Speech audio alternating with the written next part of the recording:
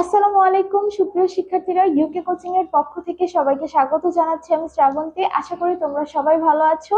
আমরা পড়ছিলাম নবম দশম শ্রেণীর হিসাব বিজ্ঞান বিষয়ের চতুর্থ অধ্যায় মূলধন ও মুনাফা জাতীয় লেনদেন, এবং আজকে হচ্ছে তার ধারাবাহিক প্রক্রিয়ার পর্ব 5। আমরা গত ক্লাসগুলোতে দুইটা সৃজনশীল সলভ করেছিলাম। আজকে আমরা এই অধ্যায় সম্পর্কিত আরো একটি সৃজনশীল সলভ করব।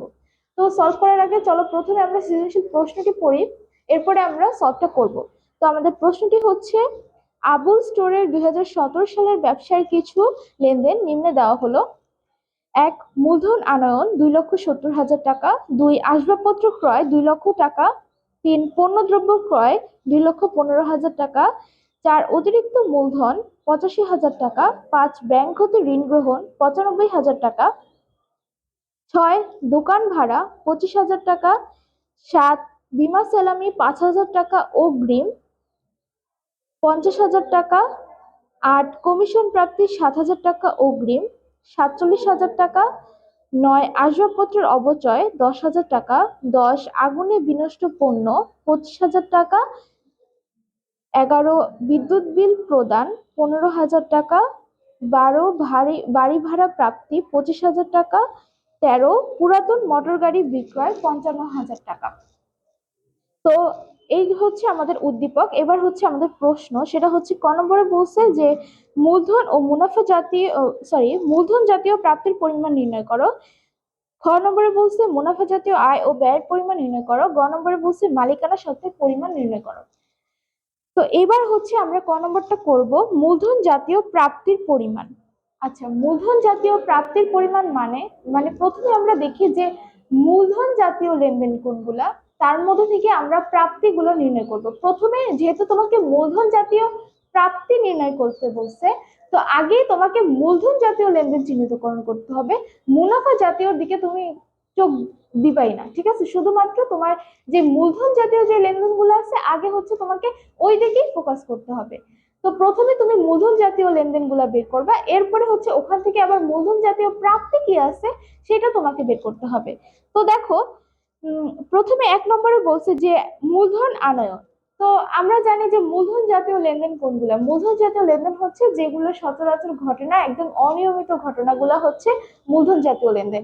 আর ব্যবসায় মূলধন কি একবার বা দুইবার এরকম করে আনবে, এর তো বেশি আনা হয় না।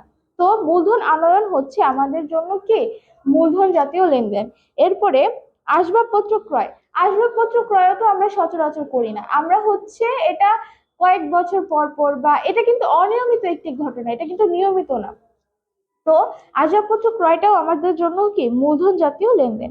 এরপরে পণ্যদ্রব্য ক্রয়। পণ্যদ্রব্য ক্রয় আমরা বছরে অনেকবার করে থাকি, তো এই পণ্যদ্রব্য ক্রয় আমার জন্য মুনাফা জাতীয় লেনদেন। তোমরা যদি আগের ক্লাসগুলো করো তাহলে তোমরা এই প্রশ্নটা খুব সহজেই সলভ করতে পারবা। আচ্ছা, এরপরে অতিরিক্ত মূলধন। আচ্ছা, ব্যবসায় আবার কি হয়েছে, অতিরিক্ত মূলধনের প্রয়োজন হয়েছে দেখে মালিক কি করছে, আবার অতিরিক্ত মূলধন নিয়ে আসছে। তো অতিরিক্ত মূলধনটা কিন্তু সচরাচর আনা হয় না, যখন দরকার হয় তখনই আনা হয়। তো এটা হচ্ছে আমার জন্য কি একটি অনিয়মিত লেনদেন। তো এর জন্য এটা আমার জন্য মূলধন জাতীয় লেনদেন হবে। এরপরে ব্যাংক হতে ঋণ গ্রহণ। আচ্ছা, ব্যাংক হতে ঋণ গ্রহণ এটা কি তুমি সবসময় আনবা? তুমি অবশ্যই একবার ব্যাংক থেকে ঋণ আনবা এবং ওইটা তুমি একটা ভালো জায়গায় কাজে লাগাবা, বিনিয়োগ করবা। ব্যাংক হতে ঋণ গ্রহণ তো আমরা 10,000 20,000 টাকা না নিয়ে আমরা কিন্তু একটু বেশি নিব, তাই না? আমরা সবসময় একটু বেশি অ্যামাউন্টের নেই, যেন আমরা ওটাকে কোনো কাজে লাগাতে পারি এবং পরে আমি আস্তে আস্তে কি ওটা পরিশোধ করি। এটা কিন্তু আমরা প্রায় প্রায় বা মাসে মাসে ব্যাংক থেকে ঋণ গ্রহণ করি না। তো এটা আমার জন্য কি হবে, মূলধন জাতীয় লেনদেন হবে। এরপরে দোকান ভাড়া। আচ্ছা, দোকান ভাড়া, আমাদের দোকান ভাড়া কি মাসে মাসে দিতে হয়। তো মাসে মাসে যেহেতু দিতে হয়, এটা আমাদের জন্য নিয়মিত একটি লেনদেন, এর জন্য এটা আমার জন্য কি মুনাফা জাতীয় লেনদেন হবে। তারপরে বীমা সেলামি, আমরা যে বীমার টাকা দিই সেটাও কিন্তু আমাদেরকে মাসে মাসেই দিতে হয়, তাই না? তাহলে এটা আমার জন্য কি হবে, মুনাফা জাতীয় লেনদেন হবে। এরপরে কমিশন প্রাপ্তি। কমিশনও 1 বছরের মধ্যে অনেকবার পাওয়া যায়। তো এই কমিশন প্রাপ্তিটাও আমার জন্য কি মুনাফা জাতীয় লেনদেন। তারপর আসবাবপত্রের অপচয়। আসবাবপত্রের অপচয় জানতে হলে আগে আমরা দেখি যে আসবাবপত্রের অপচয়টাকে, আসবাবপত্রের অপচয় হচ্ছে, ধরো তোমার কাছে একটা সম্পদ আছে, এখন ওই সম্পদটা তুমি ইউজ করতেছো। সাপোজ ধরো তোমাদের বাসার যে টেবিল, সেই টেবিলটা তুমি নতুন যখন কিনছো তখন ওটার দাম ছিল 5,000 টাকা, ঠিক আছে? তো এখন তুমি যদি 6 বছর 7 বছর পরে তুমি যদি ওই টেবিলটা কারো কাছে বিক্রি করো, তখন কি তুমি 5,000 টাকায় ওই টেবিলটা তুমি বিক্রি করতে পারবে? অবশ্যই পারবে না। কারণ তারা বলবে টেবিলটা পুরনো হয়ে গেছে, এখন এই পুরনো জিনিসের দাম তো আমি 5,000 টাকা দিয়ে কিনবো না। কিন্তু নতুনের সময় তখন যখন তুমি কিনেছিলা তখন কিন্তু ওই টেবিলটা তুমি 5,000 টাকা কিনেছিলা, কিন্তু 6 7 বছর পরে তুমি অবশ্যই ওই টেবিলটা 5,000 টাকা বিক্রি করতে পারবে না, তোমাকে হচ্ছে 1,000 বা 1,500 এরকম টাকায় বিক্রি করতে হবে ওই টেবিলটা। তো এই যে যে 5,000 টাকার জিনিস আমি 1,500 টাকা বা 1,000 টাকায় বিক্রি করতেছি, এই মাঝখানের যে টাকার ডিফারেন্সটা, এই ডিফারেন্সটাই হচ্ছে তোমার অবচয়, ঠিক আছে? আসবাবপত্রের অবচয়। এই যে যে আসবাবপত্রের মূল্যটা কমে গেল, আর মূল্যটা কমে গেল না, আমার 5,000 টাকার জিনিস আমি 1,000 টাকা বিক্রি করতেছি, আর 4,000 টাকায় আমার কি আসতেছে না, তো এটাই হচ্ছে আমার আসবাবপত্রের অবচয়। যেই জিনিস যেই খরচটা আমার দেখা যাচ্ছে না, কিন্তু এটা কিন্তু আমার একটা খরচ হচ্ছে, আর যেটা প্রতিনিয়তই হতে থাকতেছে। তুমি যত ওই টেবিলটা ইউজ করতেছো ততই কিন্তু তোমার ওই আসবাবপত্র বা টেবিলটা হচ্ছে পুরনো হচ্ছে, আর এটার প্রতিনিয়ত একটা অবচয় হচ্ছে। এটাকে বলে হচ্ছে আসবাবপত্রের অবচয়। তো আসবাবপত্রের অপচয়টা যেহেতু প্রতিনিয়তই ঘটতেছে, তো এটা আমাদের জন্য কি হবে? মুনাফা জাতীয় লেনদেন হবে। এরপরে আগুনে বিনষ্ট পণ্য। আগুনে বিনষ্ট পণ্য, এটাও আমাদের জন্য কি মূলধন জাতীয় লেনদেন। তারপরে হচ্ছে সরি সরি আগুনে বিনষ্ট পণ্য, এটা হচ্ছে আমার জন্য মুনাফা জাতীয় লেনদেন। এরপরে বিদ্যুৎ বিল প্রদান। বিদ্যুৎ বিল প্রদানও আমার জন্য মুনাফা জাতীয় লেনদেন। বাড়ি ভাড়া প্রাপ্তি, বাড়ি ভাড়া প্রাপ্তি আমার জন্য মুনাফা জাতীয় লেনদেন।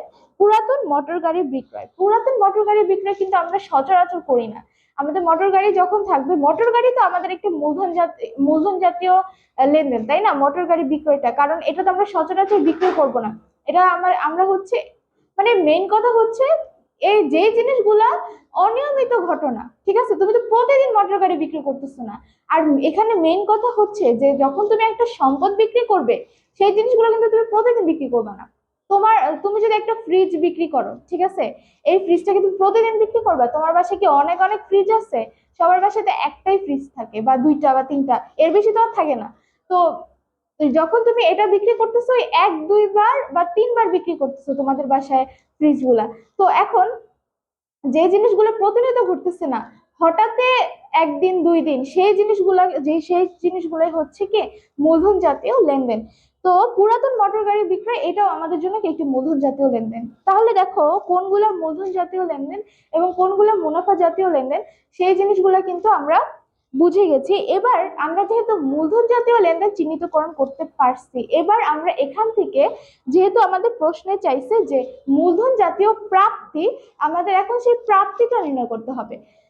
আমরা মূলধন জাতীয় লেনদেনের মধ্যে যা পাইছি, এর মধ্যে আমাদের খরচও আছে, আবার হচ্ছে আয়ও আছে। তো আমরা ফোকাস করব কিসের দিকে? আমরা ফোকাস করব হচ্ছে আয়ের দিকে বা প্রাপ্তির দিকে। যে মূলধন জাতীয় লেনদেন গুলা দ্বারা আমার টাকা আসা বুঝাইছে, সেই লেনদেন গুলো হচ্ছে আমাদের ক নম্বরের অ্যান্সারে আসবে। কারণ আমাদের ক নম্বরে চাইছে হচ্ছে প্রাপ্তি, আমাদের ক নম্বরে কিন্তু বলে নাই যে মূলধন জাতীয় ব্যয়ের পরিমাণ। তো আমরা কি ব্যয়ের গুলা লিখবো না, আমরা শুধু কি প্রাপ্তি বা টাকা আসার যে বিষয়টা, সেই জিনিসগুলাই কি আমরা ক নম্বরে লিখবো। তাহলে দেখো প্রথমে এক নম্বর মূলধন আনয়ন, এটা ছিল আমার মূলধন জাতীয় লেনদেন, আমি তোমাদের বলেছিলাম। এখন এই মূলধন জাতীয় লেনদেন, তো এর দ্বারা কি টাকা আসা বুঝাইছে নাকি যাওয়া বুঝাইছে? মূলধন আনয়ন, আমার ব্যবসায় টাকা ছিল না, মূলধন আনছি, আমার ব্যবসায় নগদ টাকা বাড়ছে। যেহেতু আমার নগদ টাকা বাড়ছে, তো এটা আমার জন্য কি হবে? মূলধন জাতীয় লেনদেন। তো মূলধন আনয়ন হচ্ছে মূলধন জাতীয় লেনদেন। আর যেহেতু মূলধন আনয়ন দ্বারা আমার ব্যবসায়ের টাকা আসা বুঝাইছে, এর জন্য এটা হচ্ছে কি আমার মূলধন জাতীয় প্রাপ্তি, ঠিক আছে? আমি আরেকটু সহজ করে বলি, একটু বুঝাই দিই, তাহলে তোমরা পরের জিনিসগুলো কি একা একাই বুঝতে পারবে। আমি প্রথমেই একটু বুঝাই দিই। দেখো, আমি দুইটা জিনিস লিখতেছি, সেটা হচ্ছে মূলধন আনয়ন, আরেকটা হচ্ছে যন্ত্রপাতি ক্রয়।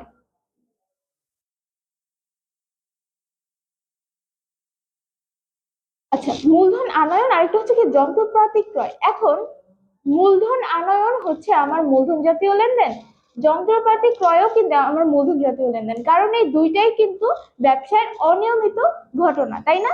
দুইটাই আমার মূলধন জাতীয় লেনদেন। কিন্তু এখন এখান থেকে আমাকে বলছে যে মূলধন জাতীয় প্রাপ্তির পরিমাণ নির্ণয় করতে। তাহলে এখন আমাকে দেখতে হবে যে এই দুইটা ঘটনার মধ্যে কোনটা দ্বারা প্রাপ্তি হয় বা টাকা আসে। তো দেখো, যন্ত্রপাতি যদি ক্রয় করি তখন আমার কাছ থেকে কি নগদ টাকা কি হয়, চলে যায়। তাহলে এটা কি হবে না, মূলধন জাতীয় প্রাপ্তির মধ্যে হবে না। প্রাপ্তি মানে হচ্ছে টাকা আমি হাতে পাওয়া বা টাকা আসা। তো এবার দেখো, মূলধন আনয়ন। মূলধন আনয়ন দিয়ে কি হয়, আমার ব্যবসায় টাকা আসে। তো এটা আবার কি হবে, মূলধন জাতীয় প্রাপ্তির মধ্যে আসবে। আমি হচ্ছে এই জিনিসটাই বুঝাতে চেয়েছি তোমাদেরকে। তো যখনই তোমাদেরকে মূলধন জাতীয় প্রাপ্তি, আয় এগুলো নির্ণয় করতে বলবে, তখন প্রথমে তোমরা লেনদেনটা চিহ্নিত করবা যে ওটা মূলধন জাতীয় নাকি মুনাফা জাতীয়। এরপরে হচ্ছে তোমরা জাস্ট আলাদা করবে যেটা প্রাপ্তি নাকি প্রদান। এভাবে খুব সহজেই তোমরা কি করতে পারবা, তোমাদের এই অধ্যায় সৃজনশীল গুলো সলভ করতে পারবা। তো প্রথমে আমরা লিখি যে মূলধন আনয়ন।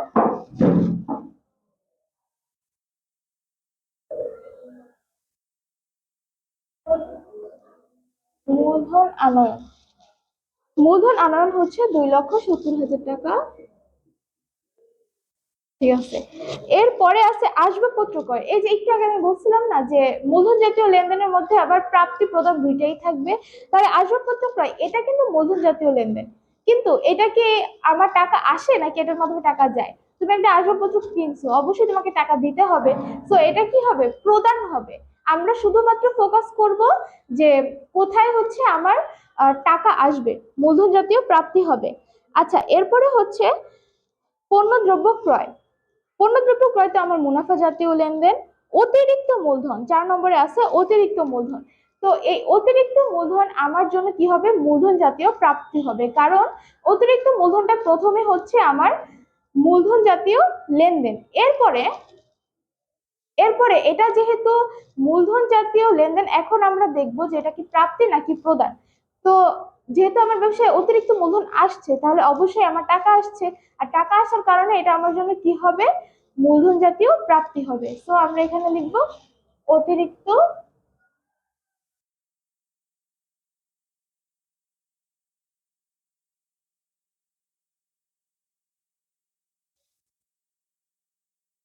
অতিরিক্ত মূলধন।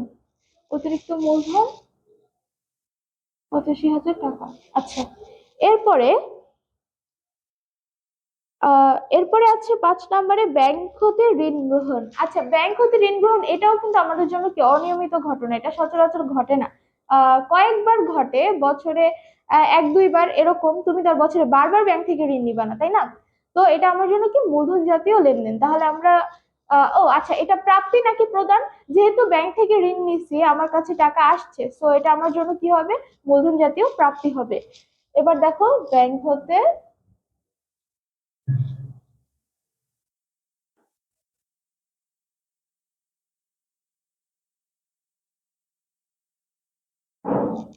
95,000 টাকা।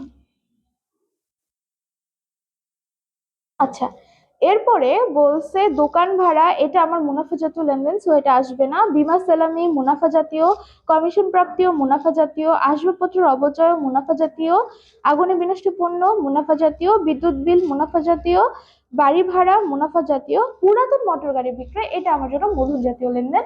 সো এটা যেহেতু মূলধন জাতীয় লেনদেন, এখন এর দ্বারা কি প্রাপ্তি হবে নাকি প্রদান হবে? আমি যেহেতু মোটর গাড়ি বিক্রি করছি, তার মানে আমার কাছে নগদ টাকা আসছে, তো এটা আমার জন্য কি হবে, মূলধন জাতীয় প্রাপ্তি হবে। তো আমরা লিখি পুরাতন মোটর গাড়ি বিক্রয়।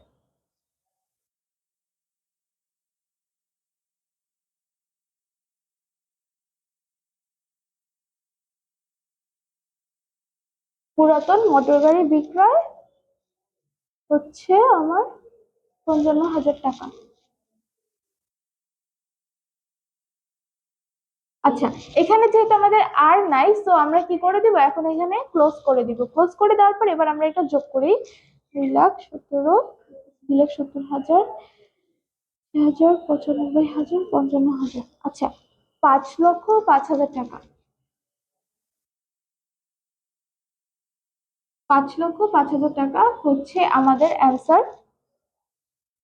তো এটা ছিল আমাদের ক নম্বরের অ্যান্সার, মূলধন জাতীয় প্রাপ্তির পরিমাণ। এবার আমরা খ নম্বরটা করব, মুনাফা জাতীয় আয় ও ব্যয়ের পরিমাণ নির্ণয় করো। তো একটা জিনিস দেখো যে এখানে কিন্তু তোমার মুনাফা জাতীয় আয় ও মুনাফা জাতীয় ব্যয়ের পরিমাণ নির্ণয় করতে বলছে, মানে হচ্ছে তোমার কাছে দুইটা জিনিস চাইছে, ঠিক আছে? একটা হচ্ছে মুনাফা জাতীয় আয়, আরেকটা হচ্ছে কি মুনাফা জাতীয় ব্যয়।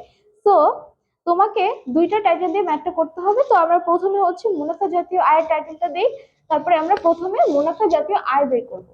তাহলে টাইটেল দিলাম মুনাফা জাতীয় আয় সমূহ, ঠিক আছে? তো এই যে দিলাম। এবার দেখো মুনাফা জাতীয় আয়, আহ এখান থেকে এখন আমরা মূলধনের দিকে তাকাবো না, আমরা শুধুমাত্র মুনাফা জাতীয় আয়ের দিকেই ফোকাস, মানে মুনাফা জাতীয় লেনদেন গুলোর দিকে ফোকাস করব, এরপরে আমরা আয় ব্যয় আলাদা করব। তা দেখো প্রথমে এই যে প্রথম দুইটা তো আমার জন্য মূলধন জাতীয় লেনদেন, এরপরে পণ্য দ্রব্য ক্রয়, এটা আমার জন্য মুনাফা জাতীয় লেনদেন, কিন্তু এটা কি আমার মুনাফা জাতীয় আয় নাকি মুনাফা জাতীয় ব্যয়? এটা যেহেতু পণ্য ক্রয়ের মাধ্যমে আমার কাছ থেকে টাকা চলে যায়, সো পণ্য ক্রয় আমার জন্য কি হবে? মুনাফা জাতীয় ব্যয় হবে। এরপরে অতিরিক্ত মূলধন, তো মূলধন জাতীয়, ব্যাংক হতে ঋণ গ্রহণ মূলধন জাতীয়, এর দিকে আমরা ফোকাস করব না। এরপর হচ্ছে দোকান ভাড়া, দোকান ভাড়ার মাধ্যমে আমার টাকা চলে যায়, সো এটা আমার জন্য কি হবে? মুনাফা জাতীয় ব্যয় হবে। এরপরে বিমা সালামি, বিমা সালামির মাধ্যমে আমার কি টাকা দিতে হয়, সো এটা আমার জন্য কি মুনাফা জাতীয় ব্যয় হবে। এরপরে আছে হচ্ছে কমিশন প্রাপ্তি, কমিশন প্রাপ্তি হচ্ছে আমার জন্য মুনাফা জাতীয় আয়, ঠিক আছে? একই তো একটা মুনাফা জাতীয় লেনদেন, এরপরে যেহেতু প্রাপ্তি বলছে তার মানে আমরা টাকা পাইছি, তো এটা আমার জন্য কি হবে? মুনাফা জাতীয় আয় হবে। কিন্তু এখানে একটা কথা আছে, দেখো যে এখানের পাশে আবার লেখা আছে যে 7,000 টাকা অগ্রিম। এখন এই 7,000 টাকা অগ্রিম মানে হচ্ছে যে কমিশনের টাকাটা আমি কি 7,000 টাকা অগ্রিম পেয়েছিলাম, ঠিক আছে? তো একটা জিনিস মাথায় রাখবা, এই টেকনিকটা খাটায় হচ্ছে এই অধ্যায়ের এই টাইপের ম্যাথ গুলা করবা, যখন ধরো লেখা আছে যে কমিশন প্রাপ্তি, কমিশন প্রাপ্তি 50,000 টাকা, আচ্ছা যার মধ্যে 2,000 টাকা অগ্রিম বা আগের বছরের, ঠিক আছে? এরকম কোনো কথা যদি লেখা থাকে, মানে ধরো যে এরকম একটা টাকা তো দেওয়া আছে, তার উপরে এর পাশে আবার একটা এক্সট্রা করে দেওয়া আছে, হয় আগের বছরের বা পূর্বের বছরের বা বিগত বছরের, তারপরে হচ্ছে অগ্রিম দিয়ে দিছি, বা এই টাইপের কোনো কথা যদি এরকম ব্রেকেট আকারে লেখা থাকে, ঠিক আছে? তো তোমাকে মুনাফা জাতীয় আয় ব্যয়ের সময় শুধুমাত্র এই বছরের যে টাকাটা আছে সেইটাই তোমাকে লিখতে হবে, ঠিক আছে? যেমন ধরো এখানে 50,000 টাকা আছে, তাহলে এই আয়ের মধ্যে এই 2,000 টাকা বাদ দিয়ে হচ্ছে তোমাকে আয়ের মধ্যে বসাতে হবে। আমি আরেকটু বলি, যেমন ধরো বেতন, বেতন ধরো 10,000 টাকা, বেতন ধরো 10,000 টাকা, ঠিক আছে? আবার এর মধ্যে আবার বিগত বছরের আছে, বিগত বছরের 1,000। এখন বেতন তো আমার জন্য ব্যয়, তাহলে মুনাফা জাতীয় ব্যয়ের মধ্যে আমার কি 10,000 টাকা আসবে নাকি 1,000, সরি, এই দুটো যোগ করে আসবে? দেখো তাহলে মুনাফা জাতীয় ব্যয় সমান সমান এই বেতনের, এখান থেকে যেহেতু আমি কি বলছি যে আয় আর ব্যয়ের মধ্যে শুধুমাত্র এই বছরের টাকাগুলো আসবে, ঠিক আছে? তো এই 10,000 থেকে 1,000 টাকা আমাকে কি করতে হবে? বাদ দিয়ে 9,000 টাকা লিখতে হবে। মানে সহজ কথায় বলতে গেলে, ধরো তোমার কিছু একটা এন্ট্রি দিয়ে তারপরে পাশ দিয়ে ব্রেকেট আকারে আগের বছরের পরের বছরের অগ্রিম গ্রহণ এই টাইপের কথা বলে দিছে, তো তখন তোমাকে কি করতে হবে? ওই টাকাটা মাইনাস করে এই বছরে যে টাকাটা হয় সেইটা তোমার আয় ব্যয়ের মধ্যে লিখতে হবে। আশা করি তোমরা বুঝছো যে আমি কি বুঝাতে চাইছি। মানে যখন, মানে মেন কথা দেখবা যে তোমার যদি মুনাফা জাতীয় আয় আর ব্যয় নির্ণয় করতে বলে এবং সেইখানে সেই এন্ট্রির মধ্যে যদি আবার পাশে ব্রেকেট আকারে এরকম কিছু কথা বলা থাকে যে 2,000 টাকা অগ্রিম গ্রহণ বা বিগত বছরের এই টাকাগুলো তোমাকে মাইনাস করে এরপরে হচ্ছে লিখতে হবে, ঠিক আছে? শুধুমাত্র এই বছরের টাকাটা লিখতে হবে। তো এবার আমরা আমাদের ম্যাথ করি। তাহলে দেখো, কমিশন প্রাপ্তি এর মধ্যে আবার 7,000 টাকা অগ্রিম আছে। তো আমাদের কি করতে হবে? এই 47,000 থেকে 7,000 টাকা বাদ দিতে হবে। 47,000 টাকা মানে হচ্ছে লেখা আছে যে কমিশন প্রাপ্তি 47,000 টাকা। তো এর পাশে আবার লেখা আছে 7,000 টাকা অগ্রিম।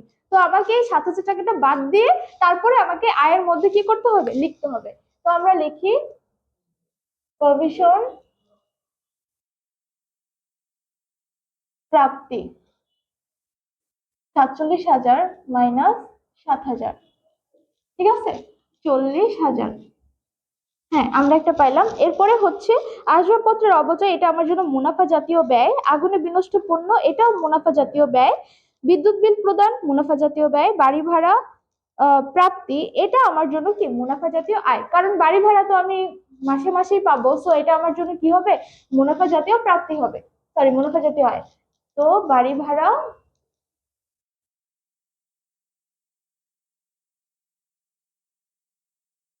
প্রাপ্তি, প্রাপ্তি হচ্ছে 25,000 টাকা। তো আমার কিন্তু আর কোনো মুনাফা জাতীয় আয় নাই, তো আমরা এটা ক্লোজ করে দিয়ে যোগ করে দিই 65,000 টাকা। তো আমাদের একটা অ্যান্সার যেহেতু বের হয়ে গেছে, তো আমরা একটা অ্যান্সারে এখন কি করব? জেটেন দিব। এবার আমাদের দ্বিতীয় অ্যান্সারের পালা, সেটা হচ্ছে মুনাফা জাতীয় ব্যয়। তো আমরা এখন মুনাফা জাতীয় ব্যয়গুলা লিখি। মানে আগে প্রথমে তোমাকে টাইটেলটা দিতে হবে, তো আমি টাইটেলটা দিই মুনাফা জাতীয় ব্যয় সমূহ। আচ্ছা, ব্যয়সমূহ আমি টাইটেল দিলাম। এবার হচ্ছে আমাকে যেটা করতে হবে, মুনাফা জাতীয় ব্যয়গুলো বের করতে হবে। তো প্রথমে আমরা দেখি যে পণ্য দ্রব্য ক্রয়, এটা ছিল আমার মুনাফা জাতীয় ব্যয়। তো আমরা পণ্য দ্রব্য ক্রয়টা লিখি। পণ্য দ্রব্য ক্রয়, এটা কেন মুনাফা জাতীয় ব্যয়? কারণ আমরা বছরের মধ্যে অনেকবারই পণ্য দ্রব্য ক্রয় করি, সো এটা আমার জন্য মুনাফা জাতীয় ব্যয় হবে 2,15,000।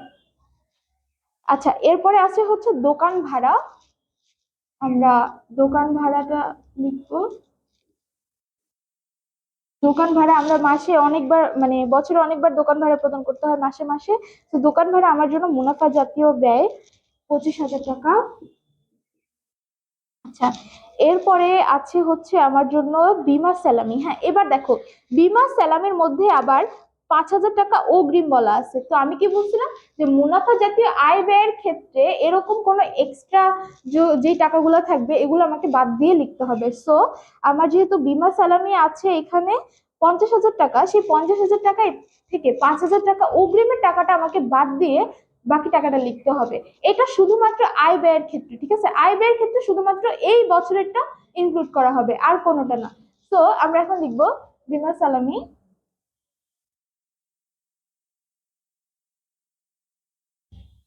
বিমা সালামি 50,000 মাইনাস 5,000, ঠিক আছে? এটা কিন্তু শুধুমাত্র আয় আর ব্যয়ের ক্ষেত্রে এরকম কাজগুলো করতে হবে, শুধুমাত্র এই বছরেরটা।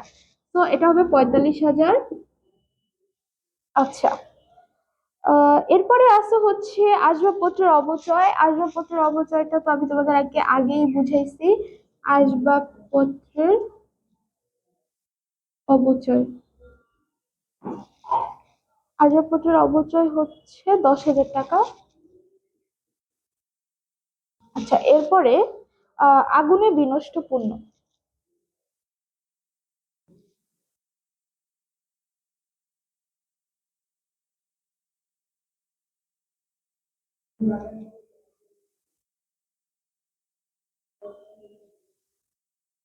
আগুনে বিনষ্ট পণ্য হচ্ছে যে আমার ব্যবসার পণ্য আগুনে পুড়ে নষ্ট হয়েছে, এটা হচ্ছে আগুনে বিনষ্ট পণ্য, 25,000। আচ্ছা, এরপরে বিদ্যুৎ বিল প্রদান আছে, কারণ বিদ্যুৎ বিলটাও আমরা কি মাসে মাসে দিতে হয়।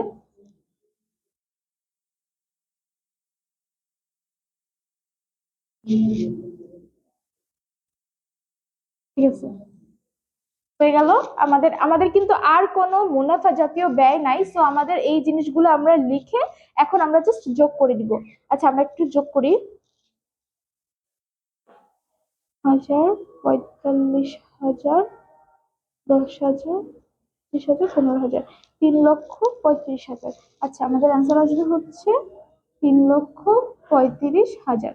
তো এই যে আমাদের আরেকটা অ্যান্সার বের হলো, আমরা যেটা নিয়ে দিলাম। তাহলে আমরা দুইটা যে কেন টানছি এটা তো আমরা আগের ক্লাসেও বলছি, আবারও বলতেছি, কারণ হচ্ছে যে যেহেতু আমাদেরকে দুইটা অ্যান্সার চাইছে, তো আমরা দুইটা অ্যান্সার বের করে দুইটাতে যেটা দিব।